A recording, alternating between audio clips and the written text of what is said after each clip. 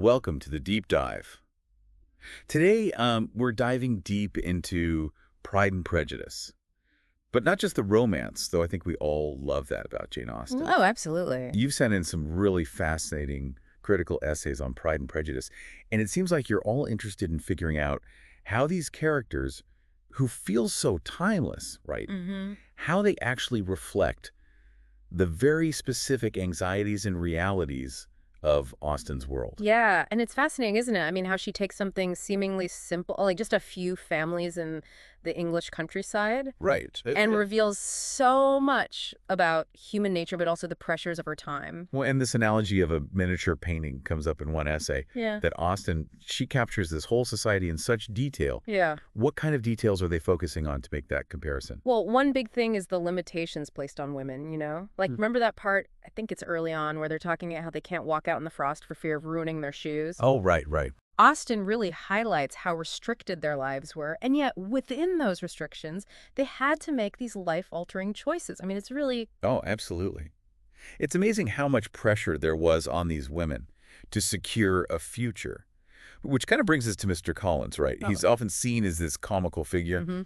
but the essays make this great point that we need to actually think about the power dynamics at play here, particularly with someone like Lady Catherine. So can you elaborate on that a little bit? Yeah, so Mr. Collins, he's completely reliant on Lady Catherine's patronage. Right.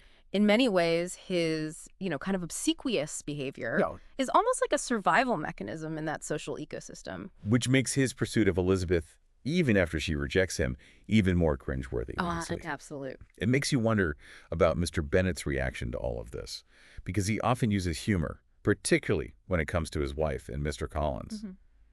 Do the sources see that as genuine amusement, or is it something else? Yeah, I mean, that's a really good question. And I think the essays suggest that his wit, particularly the darker aspects of it, are very much a coping mechanism. Right, like when he talks about wanting to outlive his wife. Exactly. I mean, is that because that's funny?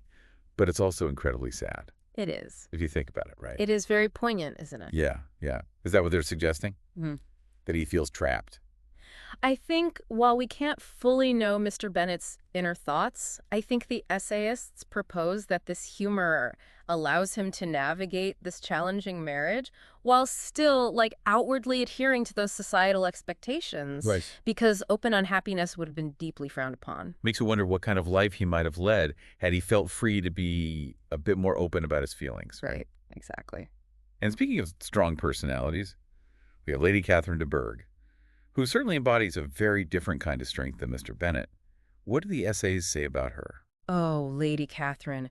She's fascinating because she represents the epitome of social power and how it was wielded, particularly by women in her position. Right.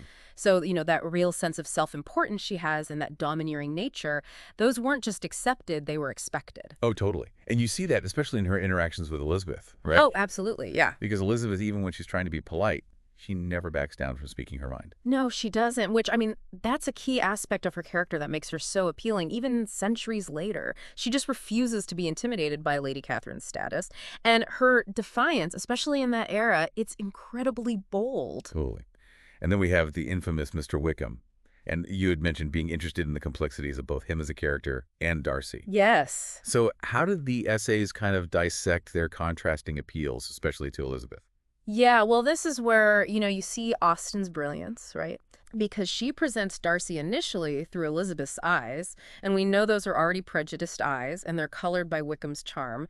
But then, as the story unfolds, Wait. Wickham's true nature is revealed. He's manipulative, opportunistic, Right. where Darcy, who's initially perceived as proud and aloof, is shown to be capable of genuine kindness, respect. Right, especially at Pemberley, when we start to see Darcy's true character kind of come out. Yes. It really highlights that contrast. Oh, absolutely. And that's such a pivotal moment in the novel because it forces Elizabeth and us as readers to kind of confront our own prejudices and see beyond those surface appearances. It makes you realize how easily we can misjudge people based on, first impressions or incomplete information, which I think is something that's still so relevant today. 100%. Yeah.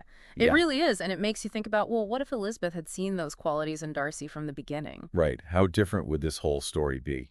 Exactly. But then, I mean, we wouldn't have such a compelling story of prejudice overcome and personal growth, all that good stuff. That's true. That's true. It's interesting, though, because we often categorize Pride and Prejudice as just a romance, Right. but the essays you've shared point to some, honestly, like, darker themes that are at play here. Oh, absolutely. Beneath that, like witty banter and romantic entanglements, Austen's grappling with some, like, serious societal issues. Right. I mean, the precarious position of women, their economic vulnerability, Yeah. that's central to this entire plot. Especially with the whole thing with Mr. Collins and the estate being entailed away. Exactly. It adds like a whole other layer of pressure to this whole marriage game, doesn't it? Oh, absolutely. It completely changes the stakes. Hmm. Because Mrs. Bennet's, almost relentless pursuit of husbands for her daughters, Right. that wasn't just about, love or social standing. This was about securing their financial futures Yeah. in a world where women had very, very few options. It makes you appreciate how different their world was and how much those societal like structures Yeah. really impacted their lives. Right. Do the essays give us any specific examples of like what were the consequences if you didn't marry?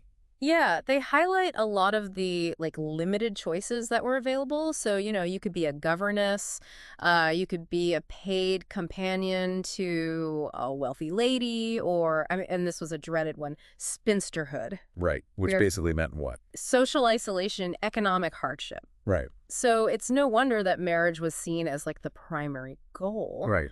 for women of a certain class. Yeah, it makes Elizabeth's like independent spirit and willingness to kind of like defy those expectations even more remarkable. Oh, absolutely. Her refusal of Darcy's initial proposal, while it's shocking to those around her, it Yeah. really speaks volumes about her strong sense of self and her determination to marry for love, not just convenience. It's that courage of conviction, I think, that makes her such a timeless character for Absolutely. so many readers. Yeah, I agree.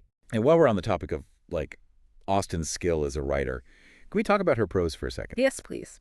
Because her writing seems, I don't know, deceptively simple in a way. Right. But there's so much nuance that's always packed into her words. So do the essays talk about what makes her language so impactful, even centuries later? They do.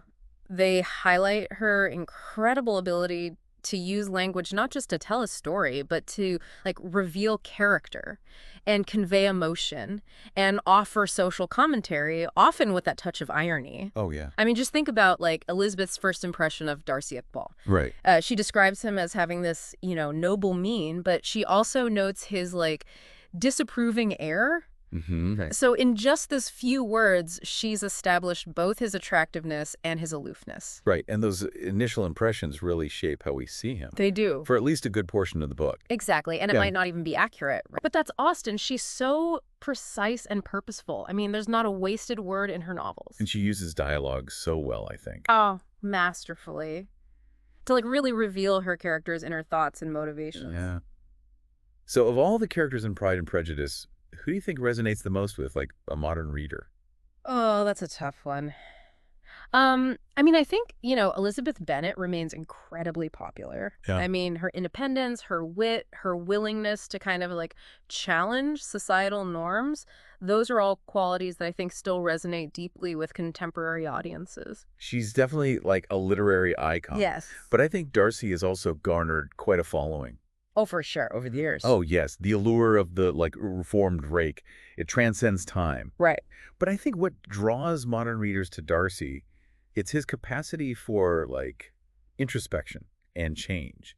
He acknowledges his flaws. He actively works to overcome his pride. Right, he's not a static character. No. And ultimately, he earns Elizabeth's love and respect through genuine effort. It's not just the grand gestures and the Right, letters of apology. Exactly. I think it's that sincere effort to change. And I think that's what resonates. That, and, Yeah. it offers this hopeful message that people can evolve, Right. become better versions of themselves. It's a good reminder that personal growth is an ongoing process for all of us. Isn't it? Yeah. Now, we've talked about the characters and the themes and, what makes Austen's writing so enduring. But what about, like, Pride and Prejudice as a whole? Mm-hmm. Why do you think it continues to be so popular? It's constantly being adapted into new films and miniseries. Well, I think it's because at its core, Pride and Prejudice, it's a story about, like, the complexities of human relationships. Hmm.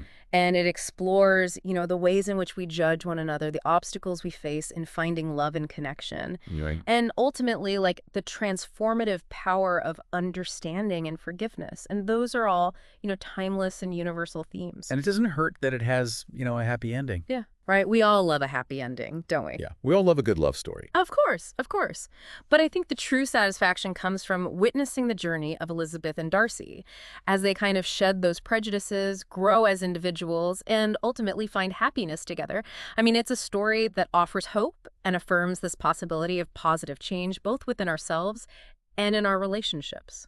Right. It's a story that I think continues to resonate with readers because it reminds us that despite our differences and our flaws, genuine connection and understanding is possible. Now, let's take a moment to connect all this back to our own lives a bit. So we've talked about how Austen really captures those social norms of her time. Right. What do you think she would make of our world today?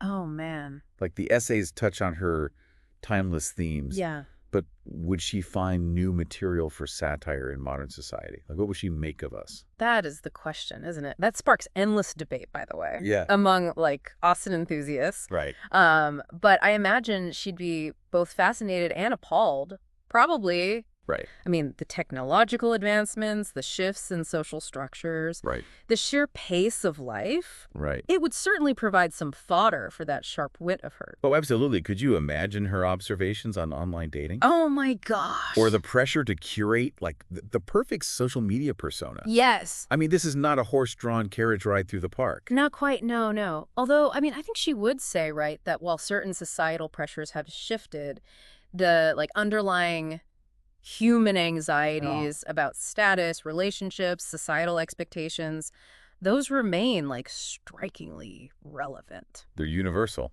in a lot of ways. They are, and I suspect that she would find a lot of humor in the ways in which we navigate those anxieties today. It's interesting to think about how her observations on human nature, which are so, like, spot on, would translate to the modern world. Right, exactly. I feel like she'd have a lot of material for a new novel, honestly. Oh, absolutely. And I think it speaks to the enduring power of her work, right? Yeah. That, Pride and Prejudice, while it's obviously rooted in a very specific time and place, it continues to resonate because it taps into those universal truths Right. about, human relationships and that search for connection. So as our listener kind of delves back into Pride and Prejudice, what would you say is, like, the key takeaway from all these essays? Oh, that's a great question. What's the one thought you want them to hold on to as they revisit this story? I would say it's the importance of context. All right. As we've been discussing, Austen's characters, they're so deeply shaped by those societal norms and limitations of their time. Right. And I think recognizing those influences, it allows us to appreciate the complexities of their choices and to see beyond, those kind of like simple judgments that we might make. It's a good reminder that there's often more beneath the surface, I think, in both literature, but also in life. Well, 100%, yeah. Paying attention to those nuances Right. can lead to, like, a much richer understanding of ourselves and the world around us. Exactly. And perhaps, it encourages us to examine our own preconceived notions, right? And recognize how our present day context shapes our own perspectives. Yeah, well, and I think that's the beauty of, like, a deep dive like this, is that, we're uncovering new layers of meaning. It sparks more questions. Absolutely. And I think ultimately we come away with just a richer understanding, both of the work and of ourselves. Yeah, 100%. Well, thank you so much for joining me on this deep dive into Pride and Prejudice. It's been such a pleasure kind of like geeking out on these essays with you. Likewise, this was fun. And for you, dear listener, I hope that this has maybe sparked a new appreciation for the brilliance of Jane Austen and the timeless questions that her work continues to pose. Absolutely. Until next time.